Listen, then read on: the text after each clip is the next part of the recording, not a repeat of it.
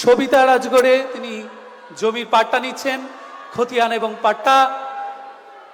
শ্যামলী রায় শ্রমশ্রী, প্রত্যেক মাসে 5,000 টাকা পাবেন।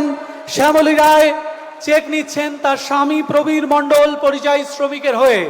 শ্রমশ্রী প্রকল্পে 5,000 টাকা প্রতি মাসে পাচ্ছেন।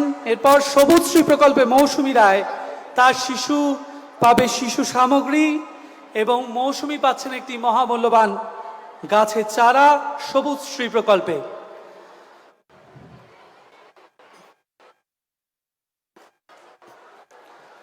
সবুজশ্রী প্রকল্পে গাছের চারা। এবার বাংলার বাড়ি, শহরের বাংলার বাড়ি, নিজের বাড়ি নিজের সম্মান নিজের অধিকার মাননীয় মুখ্যমন্ত্রী তুলে দিচ্ছেন সাজি বালা দাসের হাতে। জলপাইগুড়ি শহরের পান্ডাপাড়ার বাসিন্দা 65 বছরের সাজি বালা দাস, তিনি মাননীয় মুখ্যমন্ত্রীর কাছ থেকে তার ফ্ল্যাটের চাবি নিলেন।